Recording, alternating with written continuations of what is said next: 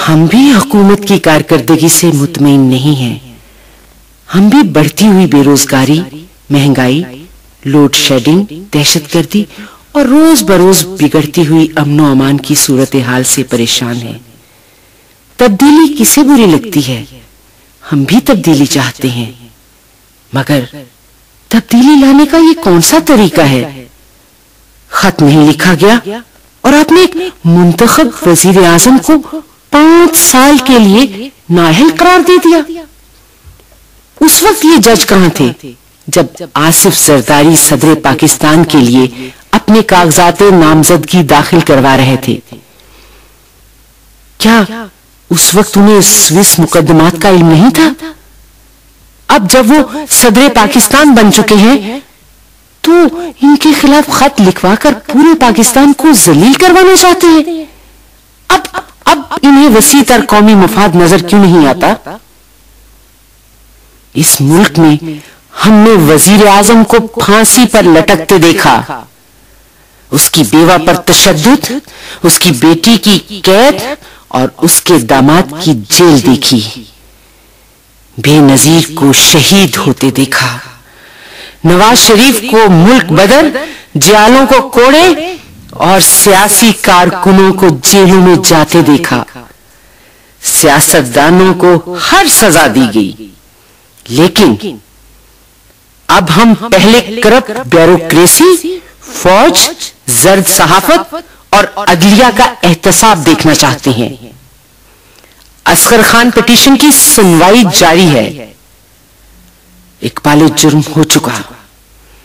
पैसे बांटने वाले पैसे लेने वालों के नाम बता रहे हैं, मगर हमें सिर्फ पैसे वापस नहीं चाहिए, जुर्म की सजा दो, जब्त करो इनकी पेंशन, वापस लो इनसे वो मरात और सरकारी जमीनें जो इन्हें अलाट की गई, पैसे लेने वालों को नाअहल करार दो, जियाउल हक के एजाजात वापस लो और भुट्टो की फांसी में मुलव्विस जजों को मुजरिम करार दो। हिम्मत है तो सजा दो, नहीं तो चुप रहो और अवाम को फैसला करने दो।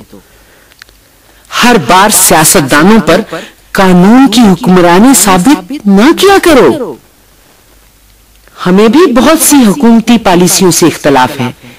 हम भी सराइकी सूबे के मुतालबे से मुत्तफिक नहीं है, लेकिन पहले सराइकी अवाम के साथ हुई ज्यादतियों का अजाला तो करो। काला बाग डैम के मामले को कोर्ट में लाओ और सिंध तास मुआहदे पर कमीशन बनाओ। देखो कि किसको फायदा और किसको नुकसान हुआ। पूछो कि बहावलपुर को किसने और क्यों बंजर किया। लाहौर में दूसरा इंटरनेशनल हॉकी स्टेडियम बन रहा है, क्या यह मुल्तान या बहावलपुर में नहीं बन सकता था? क्या यह स्टेडियम गोजरा में नहीं बनना चाहिए था, जहां से कौमी खेल के बेहतरीन खिलाड़ी पैदा हुए? किसका हक था? पंजाब का सारा पैसा लाहौर पर ही क्यों खर्च होता है? मियां साहब, अगर आप शहर को सूबा और सूबे को मुल्क समझकर सियासत करेंगे तो नफरत फैलेगी, तासुब बढ़ेगा और पंजाब तकसीम दर तकसीम होता चला जाएगा और सवाई लाहौर के कुछ भी हाथ नहीं आएगा। सराइकी सूबे के मुतालबे पर रेफरेंडम का मुतालबा करो और अगर उनकी अक्सरियत अलहदा सूबा मांगती है तो रुकावट मत बनो।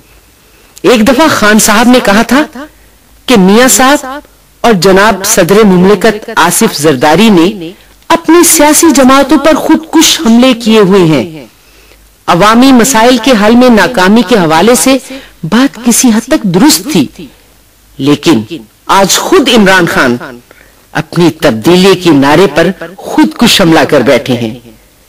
पीपल्स पार्टी तो अपनी बारी ले ही चुकी है, लेकिन खान साहब, अब अगर आपने अदलिया की बेसाखियां ना छोड़ी और अदलिया ने वजीर आजम की सजा वापस ना ली और वजीर आजम को घर जाना पड़ा, तो शायद आपके दोनों बागी भी इलेक्शन ना जीत सकें। हर दो सूरत में नुकसान आपको ही होगा। या तो आप सियासी मौत मरेंगे या फिर मेरे अजीज हमवतनों, तब्दीली का वाहिद रास्ता इलेक्शन है। इलेक्शन के बगैर तब्दीली चाहेंगे तो ना अवाम आपकी तब्दीली के नारों को कबूल करेंगे और ना ही आपका साथ देंगे। क्रिकेट में नो बॉल पर रन आउट हो जाता है, मगर सियासत में नो बॉल पर सिर्फ स्कोर में इजाफा होता है। मुल्तान से पीपल्स पार्टी की सूबाई असेंबली की सीट अदलिया की इसी नो बॉल का नतीजा है।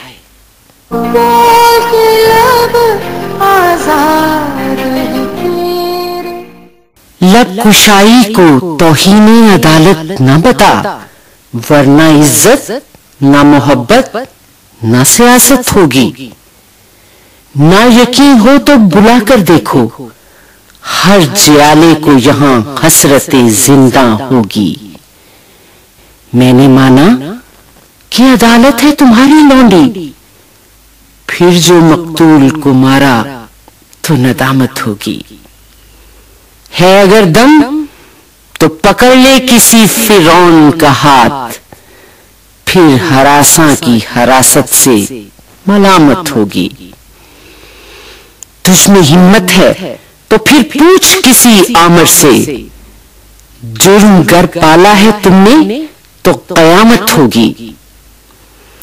हैं अभी बाकी वो मुश्ताको जिया के फर्जंद, फिर डबोया जो कलम खूं में बगावत होगी।